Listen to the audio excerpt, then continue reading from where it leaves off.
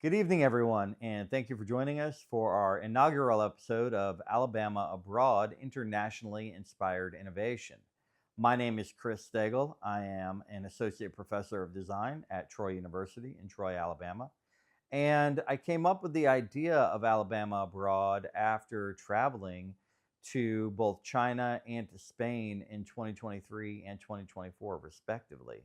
Alabama Abroad is going to be a glimpse into those travels, and it's going to talk about some of the things that I learned along the way.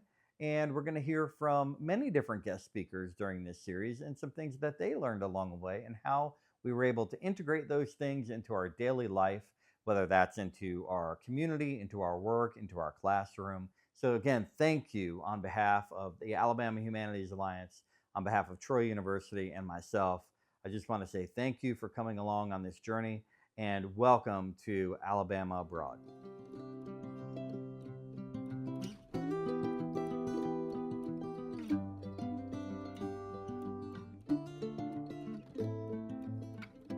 I began teaching at Broward Community College in 1999.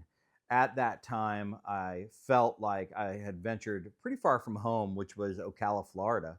And I felt like being in South Florida in the late 90s, early 2000s was a little bit of a glimpse into a different world for me. I grew up in the Ocala National Forest, and as a young man, remember thinking I always wanted to get out of that town. And I never really knew why, I never really understood it. But looking back now, I certainly have a lot of love and respect for it. But traveling down to graduate school in Fort Lauderdale and teaching at Broward Community College and studying at Florida Atlantic University really did open my eyes to just an entirely different community.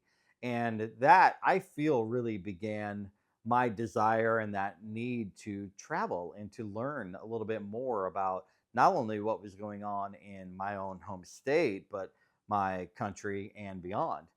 In 2001, I began my first professor position at the University of North Florida.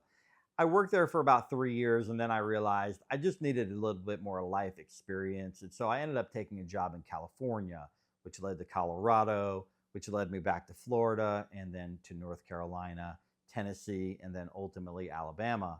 So in the past 25 years, I've been able to travel to many different locations, teach in many different colleges and universities, and that's given me the opportunity to really put together a diverse portfolio of schools that I've worked with, and I've been able to work with students from many different backgrounds. So I feel like when I came to Troy University in 2020, I had a lot of different experiences that others might not have that spent 30 or 40 years at one location. And so what I was looking for when I got here truly was the ability to take those experiences even further. When I got to Troy University in the fall of 2020, I was given the opportunity to be the director of Troy's Art and Design's IC3 program. IC3 stands for International Center for Collaboration and Creativity. And what that means is that we have a network of schools globally that we do transactions with, right? And those transactions would be us going there to teach as faculty members or our students going there to learn for a semester or two at a time. And in the same vein, we've got their students that come here for a semester or 2 years at a time, depending on how that relationship looks. For instance, the Changzhou Institute of Technology in Changzhou, China, we have a relationship with, and they are oftentimes sending students here. We currently have 22 of their students on campus.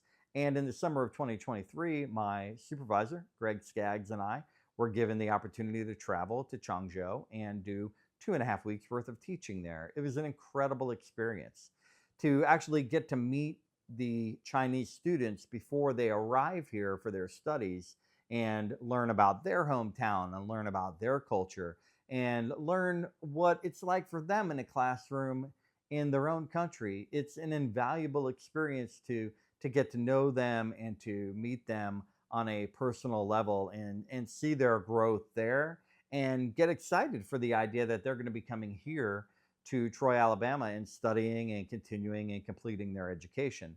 In the winter of 2024, I wrote a grant that got funded that afforded me the opportunity to travel to the University of Zaragoza in Zaragoza, Spain. It was there where I felt like I could really get my feet under me as an international traveler as I did that trip by myself. And so it afforded me the opportunity to really, take some chances on how I wanted to engage with the local community and really dive into what I wanted to learn personally as an artist and a designer. While I was there, I also took the opportunity to photograph some of the communities there, really kind of trying to get to know some of the people that live and work in that environment. I find people's stories of where they come from extremely interesting. And so I just wanted to be able to have some of those stories and bring them back. I also photographed a good amount of nature and typography and signage as well. I find typography to be very inspiring. And when I did start traveling internationally, I wanted to take that opportunity to really document what other countries were doing and how they were communicating visually with their signage. So I really took some time to walk around and examine the inner city inside of Zaragoza, Spain. It was very nice. Some of the things that I truly enjoyed about teaching abroad and traveling internationally was really learning about the people and their stories and the neighborhoods, just being culturally aware of everything from how time works differently. I know that may sound weird, but truly time and the way people wake up in the morning or when they go to bed at night, it's completely different when the sun comes up and when the sun goes down. If you've never traveled internationally, those things are just remarkable to kind of witness. And I remember going to Spain and thinking, oh, the sun will be up in a minute now, and it certainly was not. And I remember thinking, well, it's dinner time, and it certainly was not dinner time. And people weren't eating dinner until 10 or 11 o'clock at night. And so it really just learning about that culture and the ins and outs of what was going on in the neighborhoods was very exciting for me. I truly loved getting to know those folks. How students learn in the classroom, another extremely important thing to keep in mind as an educator. While I'm a very loud and boisterous person, in some countries, such as China, that may be perceived a little bit different. And they're a very quiet group of students there. And so when somebody comes in and they're not speaking the same language as you, and they're louder, and they're just a larger character in the space that you're used to learning within, I think you have to be really mindful and you have to be really, nuanced about kind of how you approach that, because you don't want to make the students uncomfortable. You're in their land, you're in their home court, if you will, and you want to just be extremely mindful about the way that you prepare yourself and present yourself to the students. Being adaptable to the way that students internationally learn is extremely important. Even being mindful to the difference of being in China versus being in Spain, and how one group of students may learn technology a little bit different than another. In both of those countries, I created a documentary with students, and so watching how students in China might have picked up on technology a little bit faster or might have been a little bit more intuitive than the students in Spain, was really interesting to kind of reflect back on those things and see how that documentary filmmaking process kind of transformed over the course of a week or two while I worked with those students. Being really just, again, nuanced in the approach, being very adaptable and flexible to their specific learning needs, and just keeping in mind that they're signing up for your course or they're learning from you because they want to be there, I think speaks volumes about them and about their school for even allowing you to come in or me to come in and being a part of that learning environment. So I think it's just very important. So I think those things that I'm doing internationally, they trickle back into my everyday routine, whether that's just being more patient with students or whether that's being more adaptable to their learning style. Sometimes we can take that for granted because we come in and we do the same thing day in and day out. But when you go abroad and you teach in a China or Spain or anywhere, I think it really does allow you to kind of reset that mentality of let's slow it down. Let's be a little bit more patient. Let's be a little bit more adaptable. And let's make sure that these students are getting everything they need from this experience. And so if I can bring that back and I can bring that into the classroom, then I do feel like that's a successful element that I'm picking up abroad and bring back and instilling that into my day-to-day classroom.